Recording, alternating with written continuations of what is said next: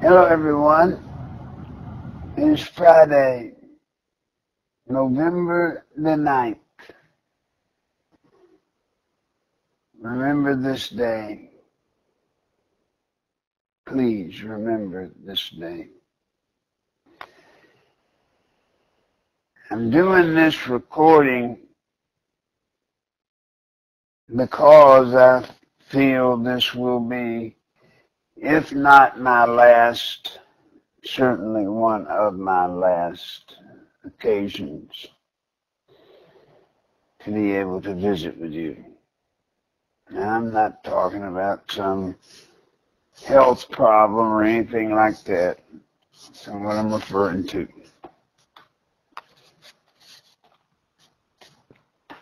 What I have to look at is I have to look at the fruition of what I have feared coming, and has finally arrived.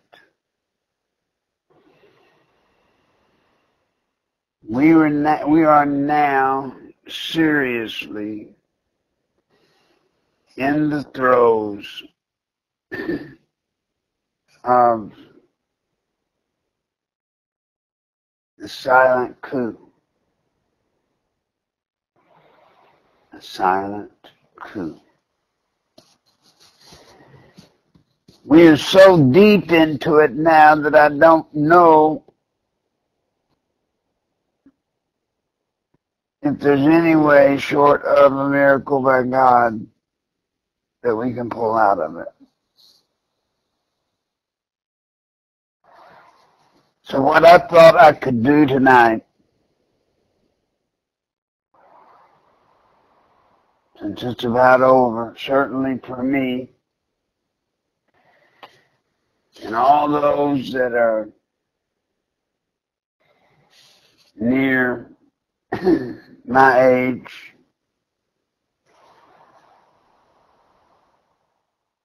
I thought I would take this opportunity to one more time, just one more time, try to stop it. Now, to stop it, I think we need to go back to how it began, where it began.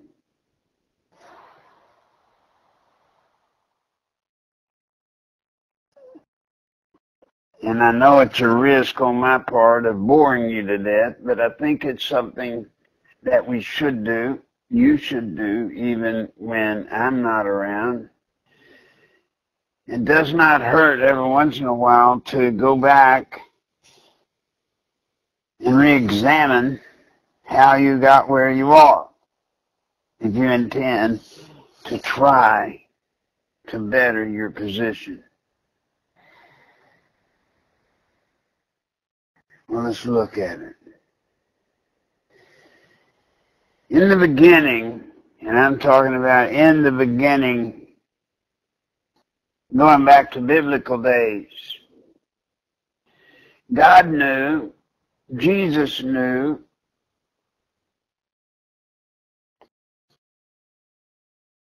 that throughout all eternity, people would always try to take something good,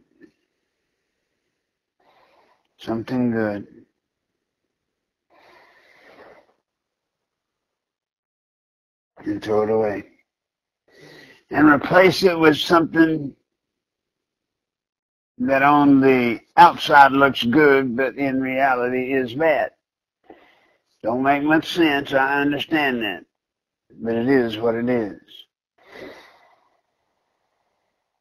This started when we, the people in America, bought in to the first great lie. It's a word I hate to even say. I hate it so much. The word is academia. Academia. All my life, all I ever heard, you gotta go to college. You Gotta go to college. Gotta have a college degree. If you're gonna get anywhere, you got to have a degree.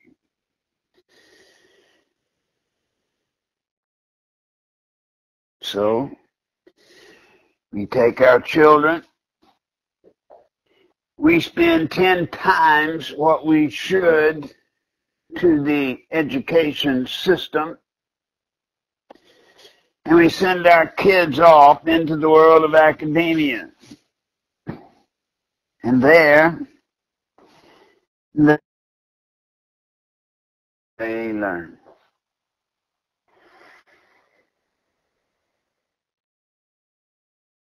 The question, however, is what's wrong with that? Sounds good.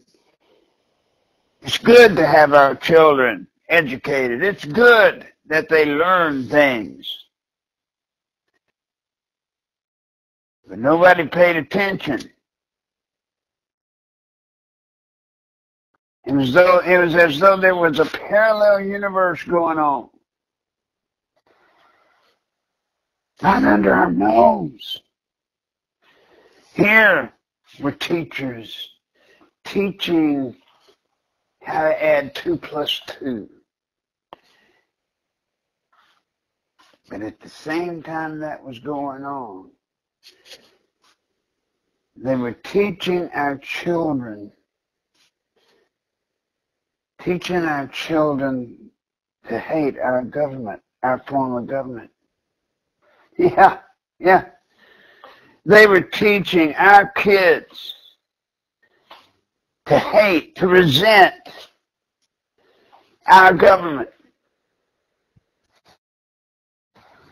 Because they knew one day, this group of kids, one day would grow up and they would be the nucleus of an army that would change our nation.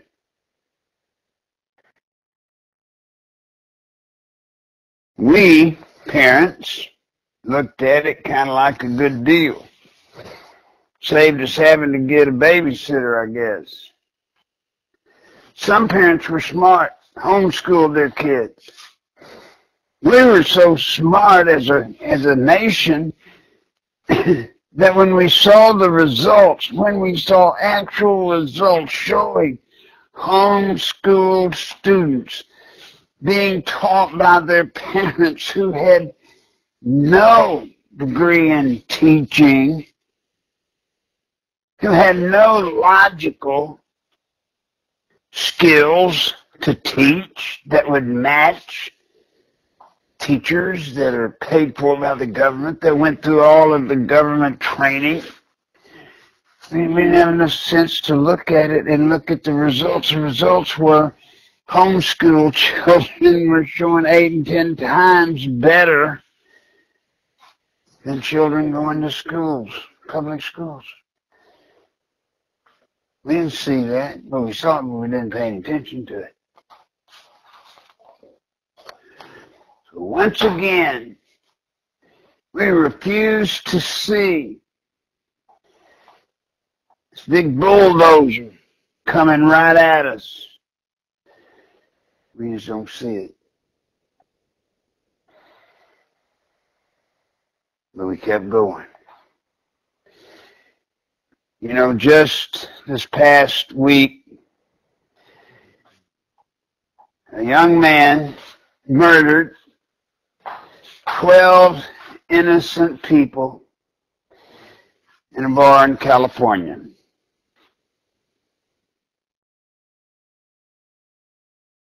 He killed himself, as I'm led to believe from the news accounts.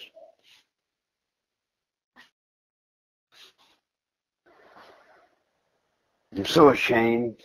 I'm so ashamed. You know why? When that thing took place, the next day and evening, I understand the people of that community poured out their love, held a vigil, you know, praying for those poor souls, their families. How shameful. How shameful can we be? Well, Larry, that sounds cruel. That's a horrible thing to say amidst these families suffering.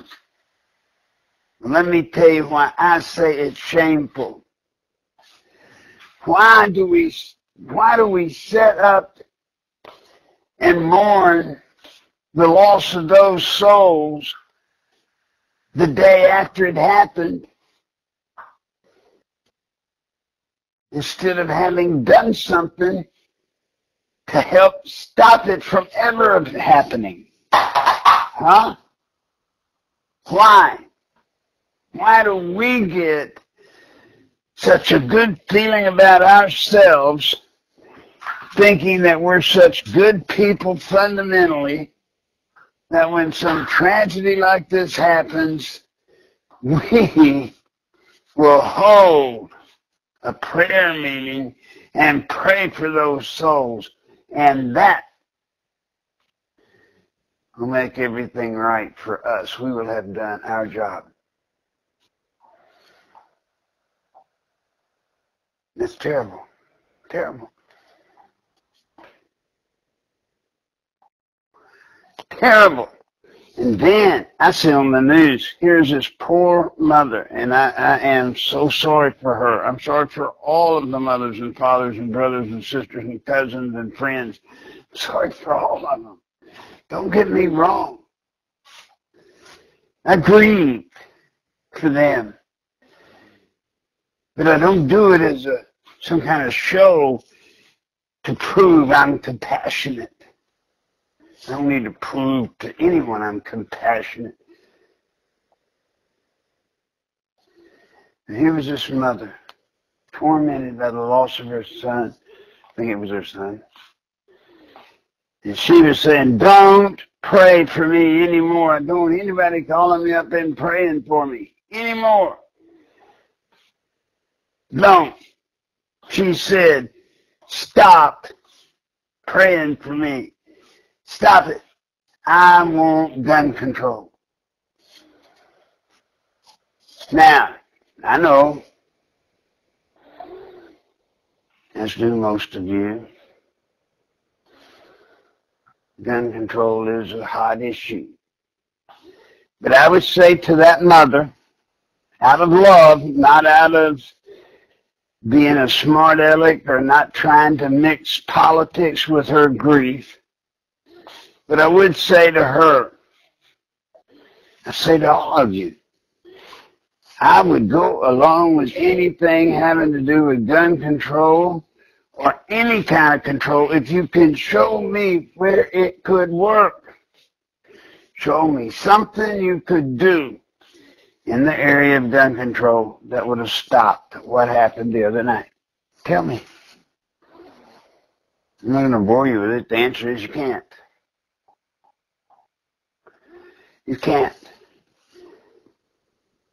Well, this young man, we should have seen the signs that he was messed up mentally. And we should have done something. Well, let me tell you something, folks. Don't come in my home just because you don't like the way I act or think and start trying to get me put in some mental hospital. Don't do that just because you think I'm not acting right. That's not a world of freedom. You can't do that. Either we live in America or we don't. If we live in America, you have certain inalienable rights and freedoms.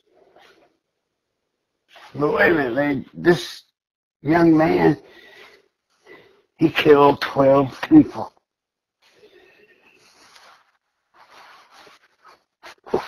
Yes, he did. And I bet you, if you look at the mental condition of this young man, you would see he is a victim. Yes, he's a victim. He's a victim of participating in a war that never ends. You see, he was sent to Iraq, Afghanistan. Yeah. See, we don't think about that anymore. We don't think about it. You know, a soldier gets killed in Afghanistan, he doesn't hardly get a footnote. He don't even hardly get a mention in the news. Dying for our country, dying for us. he don't get noticed anymore. Any wonder that these kids come home with PTSD and all these other mental conditions? Let me tell you, at 20 years old, 20 to 30 years old, what you see in war, their minds cannot handle. I don't know that your mind could handle it. I don't know if mine could anymore. I don't know. But this is what happens when we get a president and a government in that day that were so hell-bent to go in and get us in a war that they got us in one. A war that anybody that knew back then, as many did, you go in and you invade Iraq, you invade Afghanistan. Let me tell you what you're going to get. Nothing. Except a bunch of Americans killed. And you know what you've gotten? Nothing but a bunch of Americans killed. And worse than even that, if there can be anything worse than a war that never ends and kills American sons and daughters, husbands and wives. Is anything worse than that? It's the fact that they come home. They come home and their minds are in trouble. They're in trouble. And then, when they do something bad, we write them off. We write them off like the dirt, like they're trash. You know, where are the brass bands now? Huh? Where is all of that now?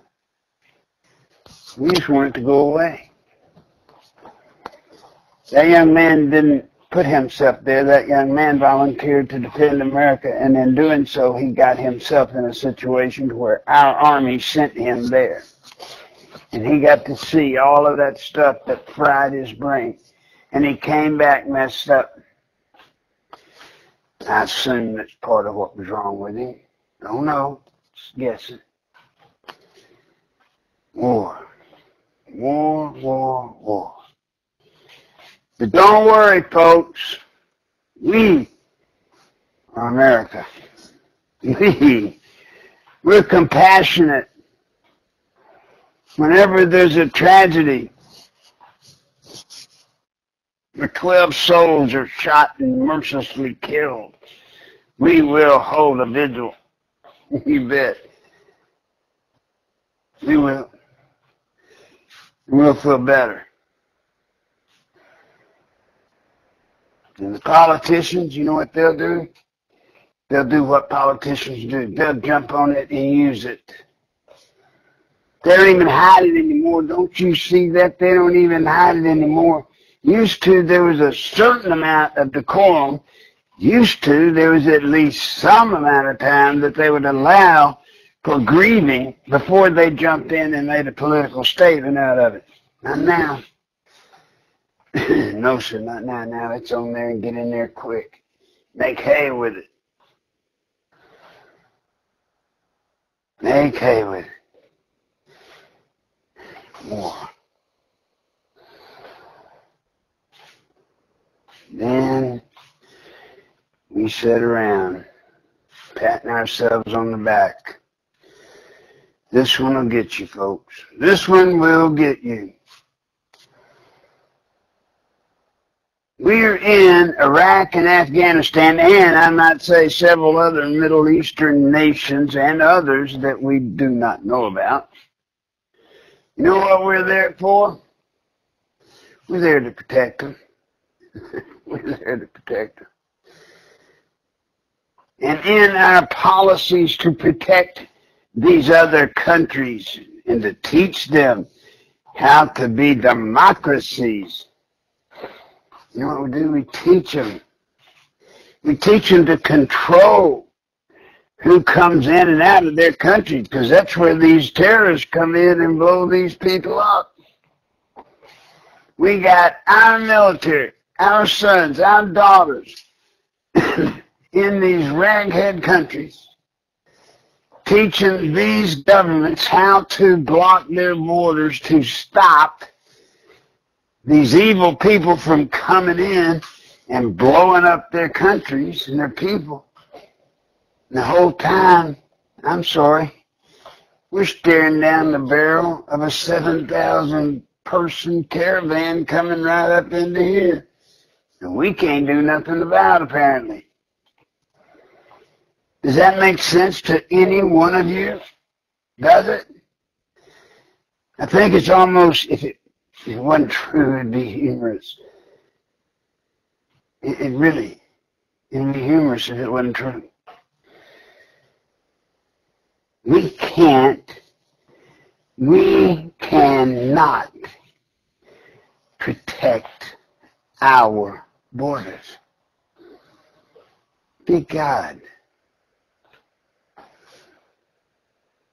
We can't protect our borders. Let's just say it out loud. We can't protect our borders. Well, why can't we protect our borders? Well, because if we want to be truthful tonight, let's be honest, I don't have to lie. I don't have to do any of that stuff anymore. All I got to do is just tell you the truth. The truth is, the reason we can't protect our border, simple. Democrats see all these illegal these Hispanics from Central America coming up. They see them as votes. When they get here, if they can get enough of them here, holy smokes, they'll win elections from now on.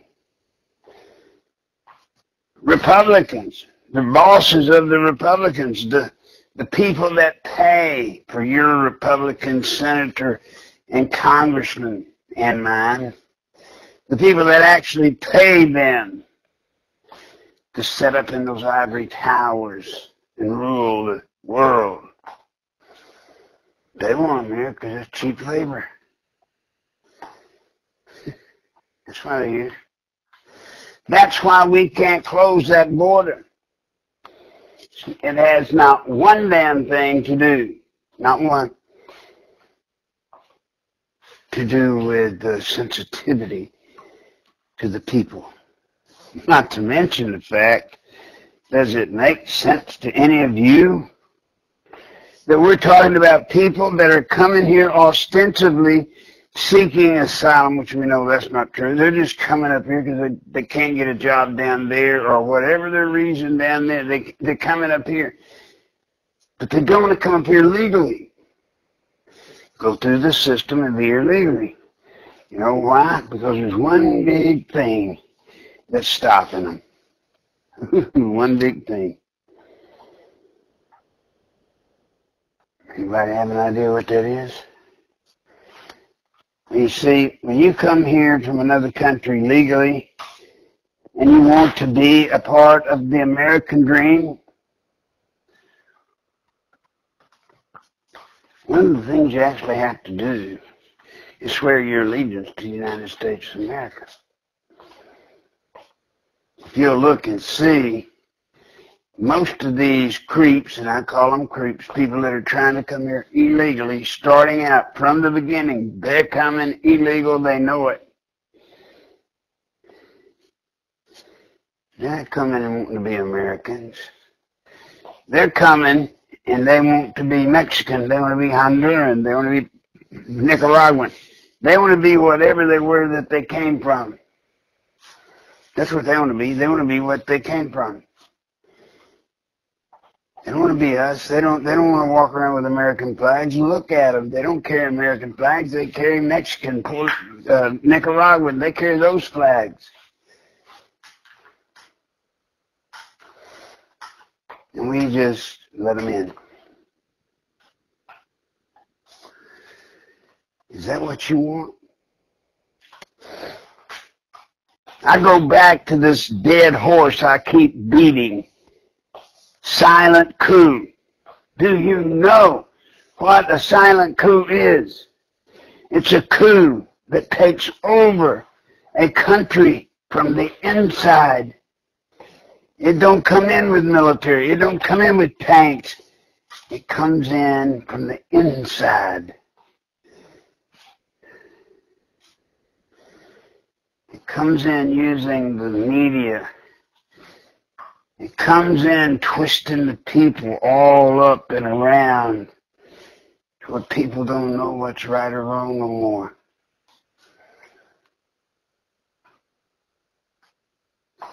Do you even realize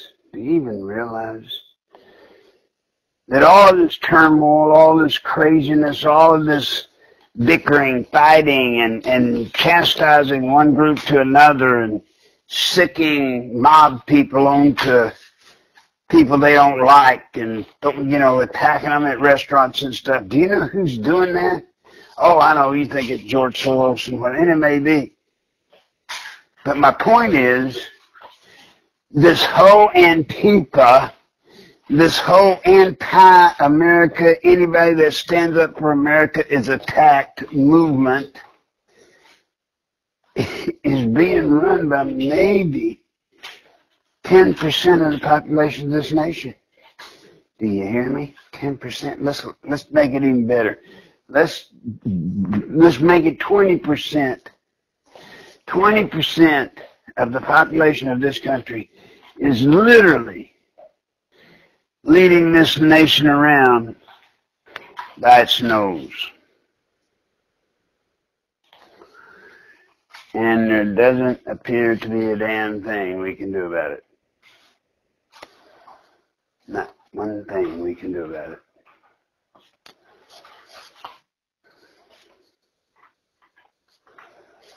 Does that make sense to a single one of you? I sure hope it don't, because if it does, either something's wrong with you or something's bad wrong with me. You know what a bully is?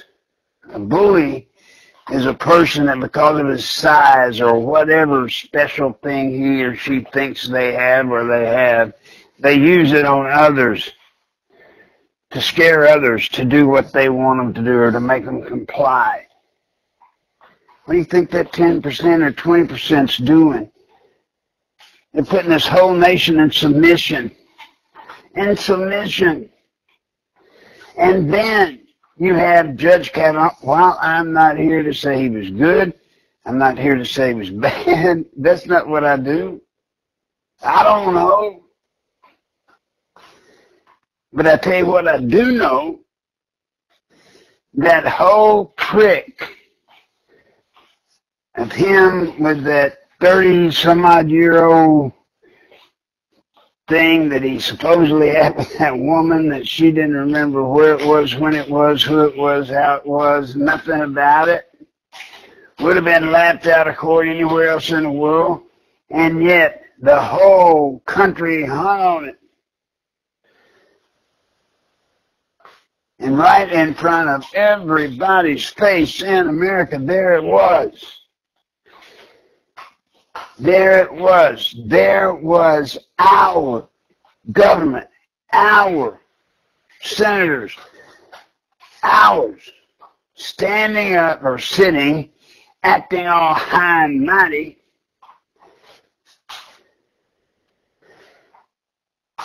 just totally doing away with the law. You know, the standard of our law is a person's innocent until proven guilty. There was one case where it was right in your face. He was guilty until if and when he could ever prove he was not guilty. My God. Is that America? Is that the America we want us to be? Because, ladies and gentlemen, that's the America we're becoming. Because of what? Because of the silent coup. Yes, sir. Yes, sir. I told y'all about progressives. So beware of progressives. Remember, I told anybody that listened, there's liberals. Liberals want the same thing conservatives want. No, Larry, you're crazy. No, I'm not. No, they don't want the same things, but they want the same process. Liberals want to be able to go and petition and get their views or what they want. They want to take it to the government. They want to take it and go through the system and end up getting it passed. Just like conservatives. That's a liberal. Just different than a conservative. Liberals and conservatives are different. And one believes in abortion, the other one don't. I mean, all of that withstanding. We're progressive. Progressive. There's the one you got to watch. Progressives, and hang with me on this, progressives want to change our form of government. You got it? You might want to say that out loud. Progressives want to change our form of government, our fundamental form of government. They want to change it. And of course, the way they want to change it is to what they want. And you know what they want? They want not a representative government, represented voting people government. That's not what they want. They've even said it, if you've listened.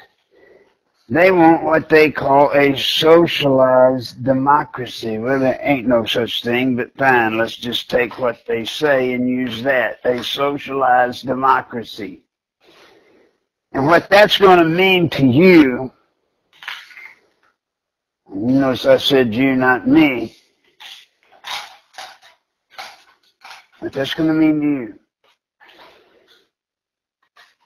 is they're going to set this nation up much like that of Russia, of Venezuela, you name it. They want us to be like that. They want to have this committee of these ultra-powerful people, and everybody else, you're nothing. Just a bunch of nothings. That's what they want. And they'll stop at nothing to get it. Now, I've been told over and over, and over and over, and over and over that. That'll never happen. Not in America. No, sir. At least not in my lifetime, so they say. Let's take a look at Florida, would we? Florida has an election. I'm just picking it out of the crowd. Florida has an election. Here you've got a guy running for the United States Senate who was a governor. His name's Scott. And then you got another guy running for the Senate, Smiley. Can't remember his, Nelson. And Scott was winning by 57,000 votes when the polls closed. All of a sudden, out of the blue, I surmise, comes some 400,000 ballots that miraculously are coming in voting Democratic. Now, don't worry. The law is in Florida, election law, that, you know, when the election's over, they got like 36 hours to turn in all of the ballots and tell everybody how many people voted, etc. They may not have them counted yet, but they at least have to report on how many ballots were cast. They just told them, hell no, they weren't going to do it. And they haven't. And then when Rick Scott's people called to have the ballots audited and have people at least there to watch and count the ballots to make sure there's no hanky-panky going on, they wouldn't let them. They wouldn't let them.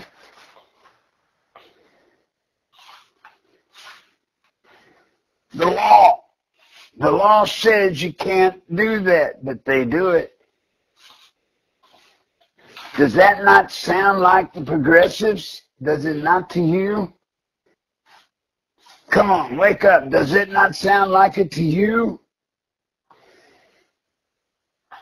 Well, one case of where they just don't pay attention to the law. No, that's not just one case.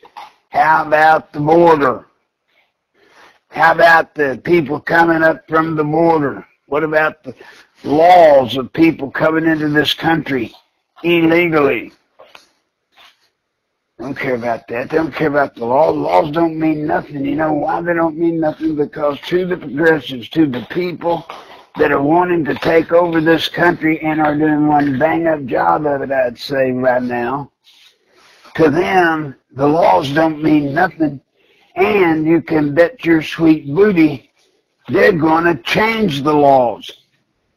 And what's even sicker still is we're talking 10 to 20% of the entire population is all there is doing it. But by God, they're doing it. They're doing it. Why are they doing it? How are they able to do it? They're able to do it because we are not doing our job to stop them. My God, I've said it and said it until my heart hurts.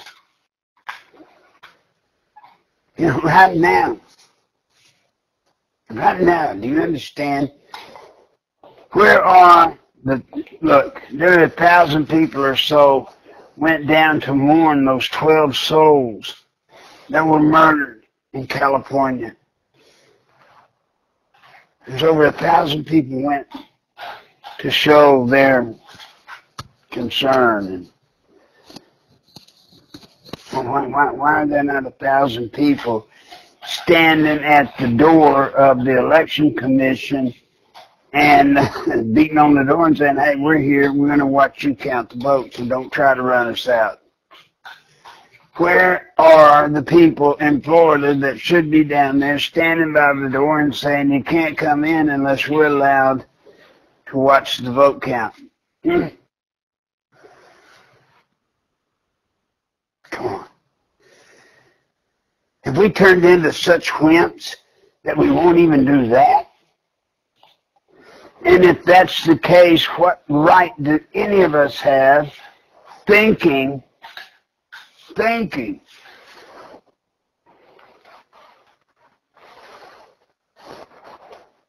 we should stop them? Stop them.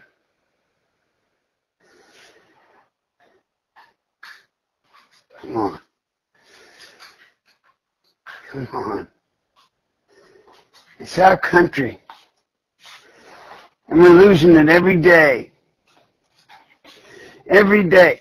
And somebody is out there spreading the word on their side, saying the crap they need said, even though it's a lie, even though everybody knows it's a lie, even though everybody knows what they're doing. But they're still doing it, that 10 to 20% of the population. And I'm sitting here with 80 to 90% of the population, and I swear to God, we won't do nothing. We don't do anything except bitch and moan.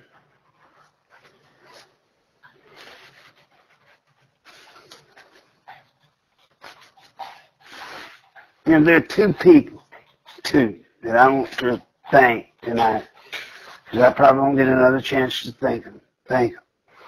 Two people that I personally feel I owe a debt of gratitude to.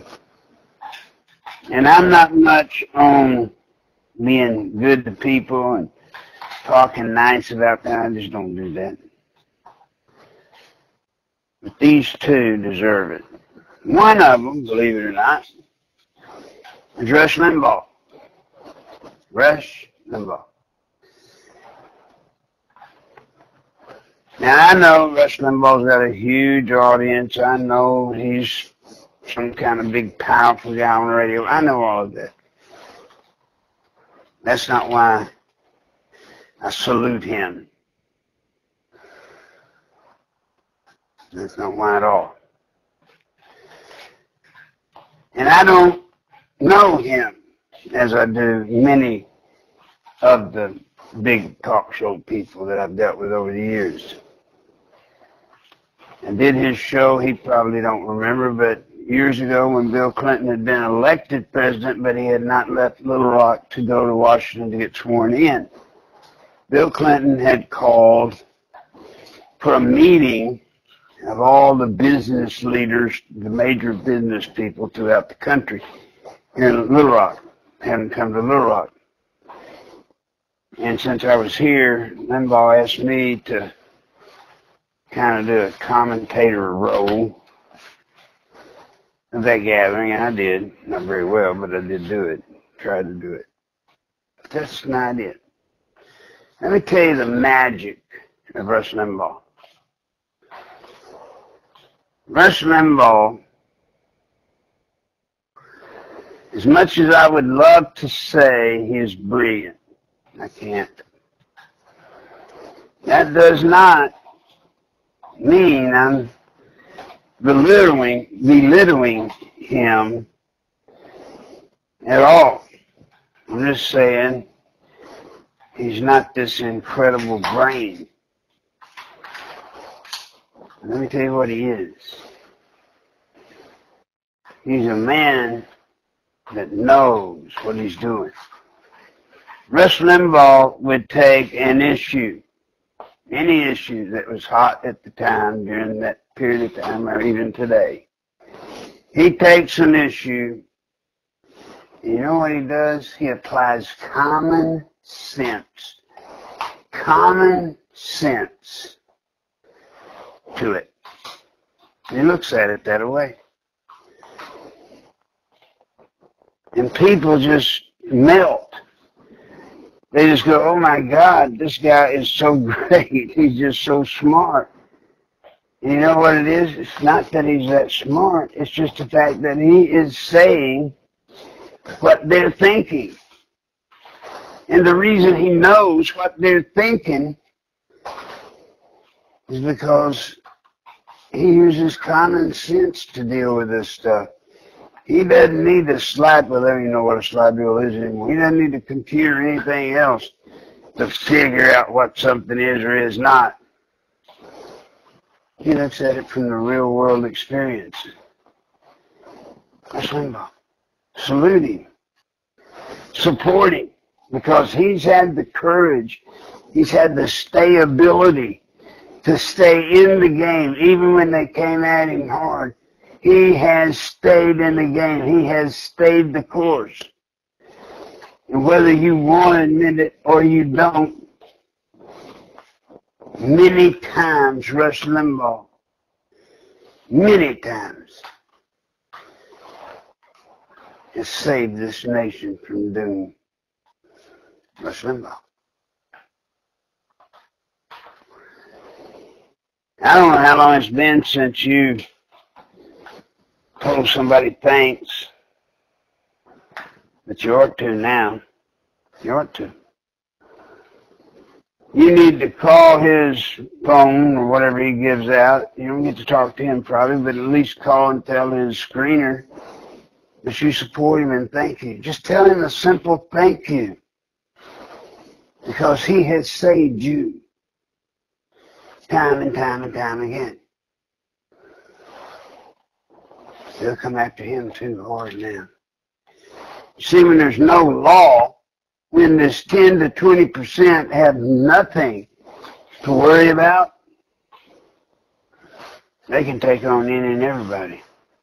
So you can bet they will unload on Rush Limbaugh soon. Soon. The other person is none other than President Trump.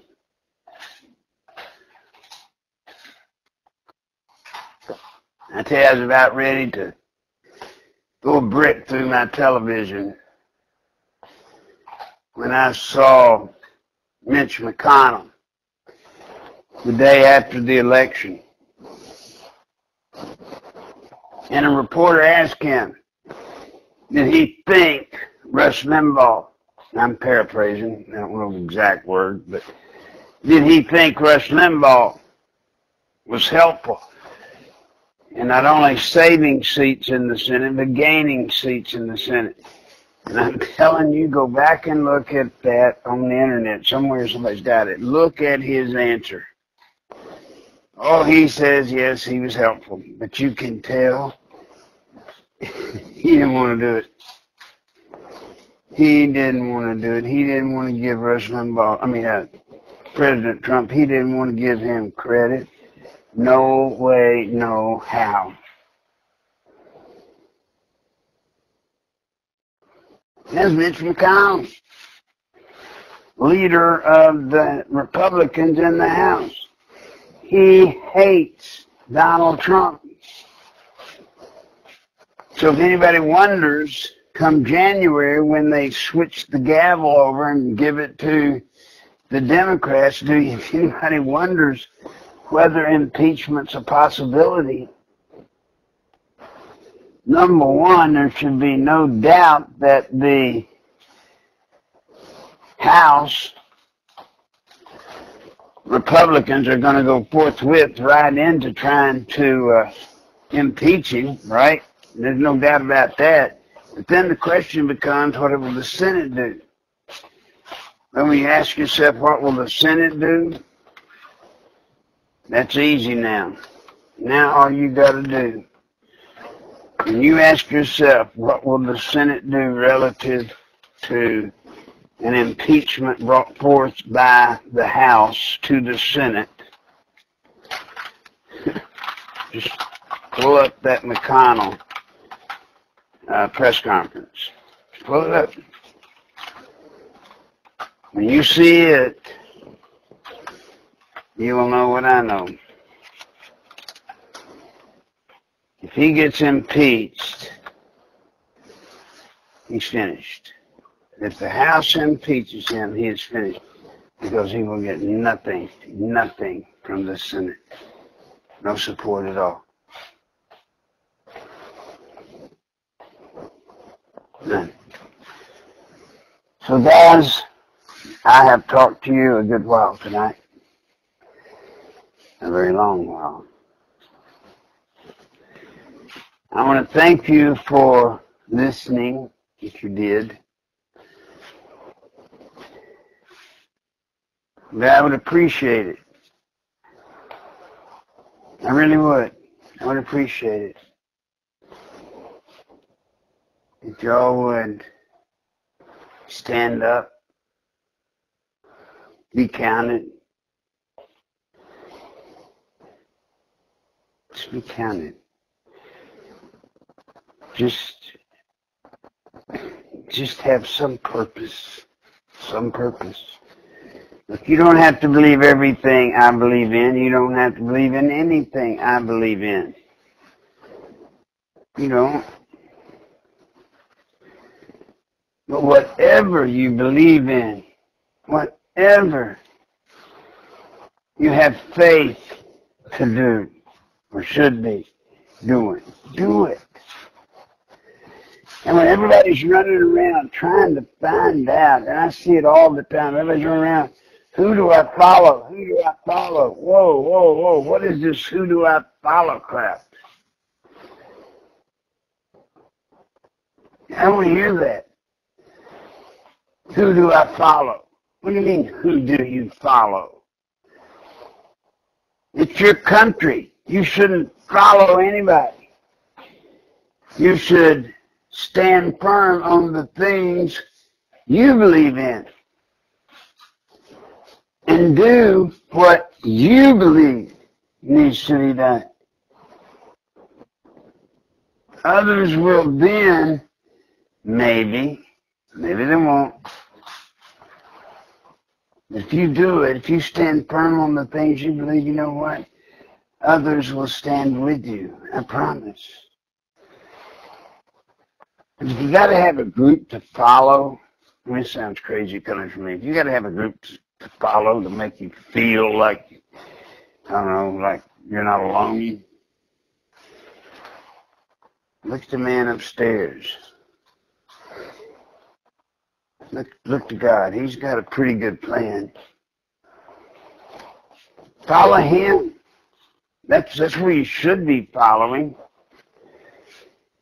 You know, God tells us this is how we should be. This is how we should act.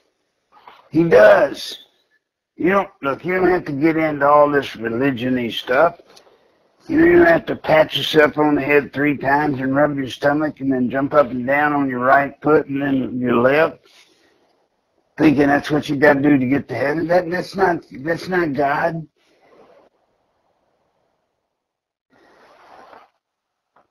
It's not God. God's pretty simple. God has made the path to heaven simple. Simple enough that even trash like me can get in. But you know what? I have to try. I have to try. I have to try to be what he wants us to be. We'll fail. He knows we'll fail. But join with him. That's your strength. It ain't no following somebody.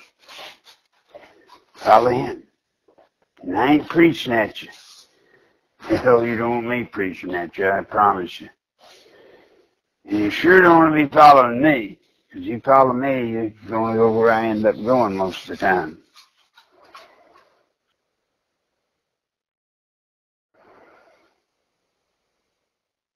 I don't know if we'll get to talk again. It's all moving so fast now that I don't know anymore. I just don't know. It's not going to be long till they shut the internet down. It's not going to be long until they fix it to where elections, where the old mundane stuff where you go vote. It's not going to be long until they say that's not right. We need to do something different. It won't be long at all.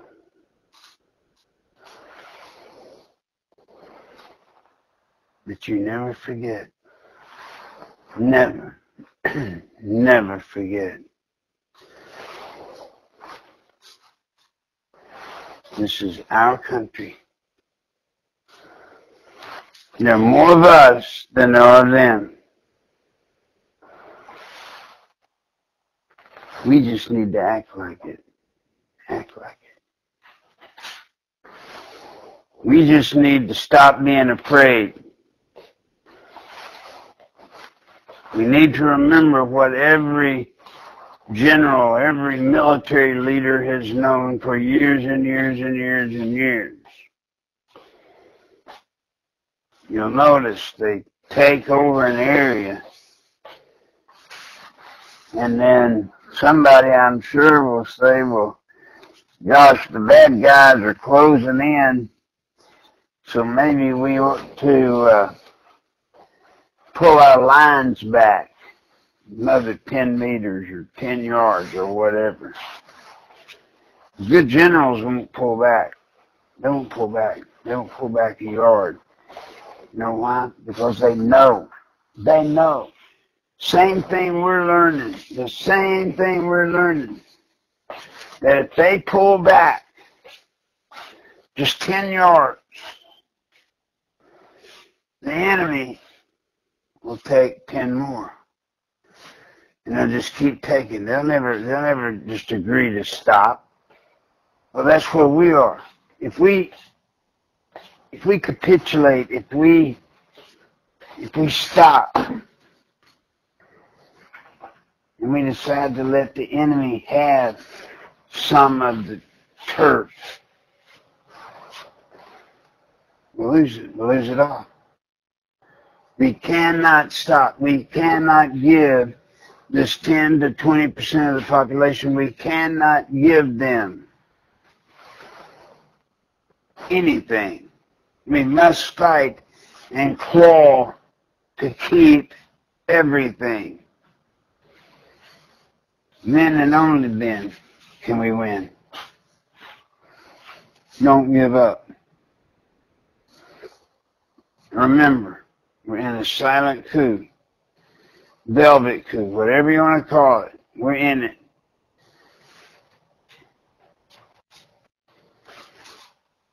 God bless you. And God bless our country. With that, good night.